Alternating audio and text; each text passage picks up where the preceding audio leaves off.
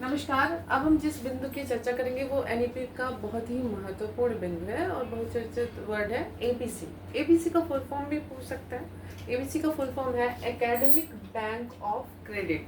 अब देखिए, वैसे तो आप कहेंगे कि एकेडमिक बैंक ऑफ क्रेडिट मतलब ऐसा कोई बैंक होगा जिसमें आपकी एकेडमिक्स डिग्रियां रखी होंगी, लेकिन यहाँ पे आपको समझना है कि क्रेडिट, जैसे कि आप कोई सब्जेक्ट लेते हैं, कोई आपको कुछ टास्क दिया गया है तो उसका आपको क्रेडिट मिलता है। सेमेस्टर एग्जाम हो, अब तो सेमेस्टर एग्जाम होता है, इससे पहले 1 ईयर होता था, पर एनईपी से पहले इस चीज़ को उतना महत्व नहीं दिया गया, ना ऐसा सिस्टम बनाया गया। एनईपी 2020 के आने के बाद एबीसी अर्थात एकेडमिक बैंक ऑफ क्रेडिट की बात आई कि बच्चा जैसे 3 साल का ग्रेजुएशन है तो उसने 1 साल एग्ज़ाम दिया, दूसरे साल एग्ज़ाम दिया, तीसरे साल क्या होता था, अगर मान लीजिए वो पेपर नहीं दे पाया, कुछ दिक्कत हो गई, तो वो उसकी डिग्री कंप्लीट नहीं मानी जाती थी। यहाँ पे एनईपी 2020 ने आपका 4 ईयर आपका अंडर ग्रेजुएट प्रोग्राम बनाया, जिसमें अगर आप 1 साल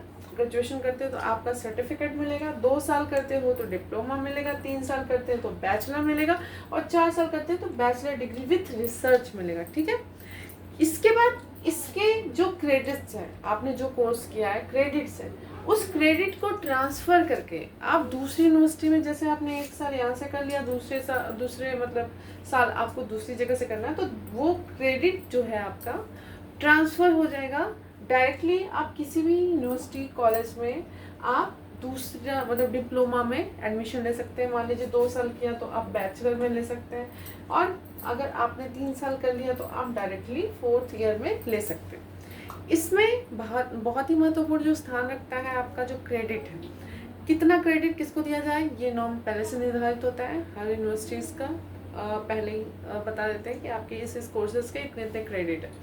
यहाँ पे ये क्रेडिट आप 7 साल के लिए वैलिड है, और 7 साल के अंदर आप कहीं भी क्रेडिट को ट्रांसफ़र करके अपनी पढ़ाई पूरी कर सकते हैं या आगे की डिग्री ले सकते हैं। तो इसमें जो रूल है वो मल्टीपल एंट्री एंड एग्जिट, आप कई बार एंट्री भी कर सकते हो, कई बार एग्जिट भी कर सकते हैं, ये रूल है।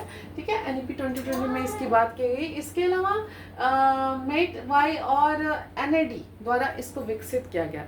ये डिजी लॉकर में आपका होता है। डिजी लॉकर में आप स्टूडेंट आईडी से, आधार और ओटीपी से लॉगिन करेंगे, वहाँ पे आपको एक एकेडमिक बैंक ऑफ क्रेडिट का 12 डिजिट का आपको नंबर मिल जाएगा, जिसमें आपके सारे क्रेडिट्स होंगे। यहाँ पे जब आप एडमिशन लेते हो तो आप उस क्रेडिट को डिपॉजिट करते हो। ठीक है।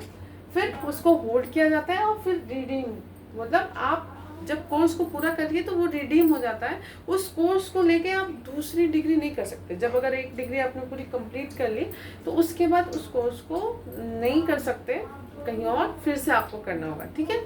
इसमें आपका जो क्रेडिट है वो बहुत ही सुरक्षित होता है, बहुत ही हाई लेवल के इसमें चीज़ें टेक्निकली यूज़ की गई हैं। इसमें जो है डिजिटली हस्ताक्षर रहता है आपके हर चीज़ का। इसका स्थानांतरण अन्य महाविद्यालयों या अन्य शहरों में आप आराम से करा सकते हैं, रुचि के अनुसार स्थानांतरण करा सकते हैं। इसमें जो महत्वपूर्ण टर्म है आपका एपीआई, एप्लीकेशन प्रोग्रामिंग इंटरफेसेस, इसके द्वारा इसका ट्रांसफर होता है। ठीक है। यहाँ पे इसकी अगर डिफिनेशन देखें तो ये केंद्रीय डाटा हब है जो अन्य विश्वविद्यालय के डाटा से आपको जोड़ता है। कुल मिला जुला के अगर एबीसी की बात करें तो आपके जितने भी कोर्सेस हैं उसमें जितने भी क्रेडिट्स हैं आप उसको इजीली रिडीम कर सकते हैं वहाँ पे, या ट्रांसफ़र कर सकते हैं। ठीक है। ये 2 चीज़ होती है। आप कभी भी पढ़िए, बीच में एग्जिट कर सकते हैं, फिर एंट्री कर सकते हैं। 7 ईयर के अंदर आपका वो वैलिड रहता है, ये आपको ध्यान देना है। तो इससे संबंधित क्वेश्चन आपके पूछे जाने की संभावना है। धन्यवाद।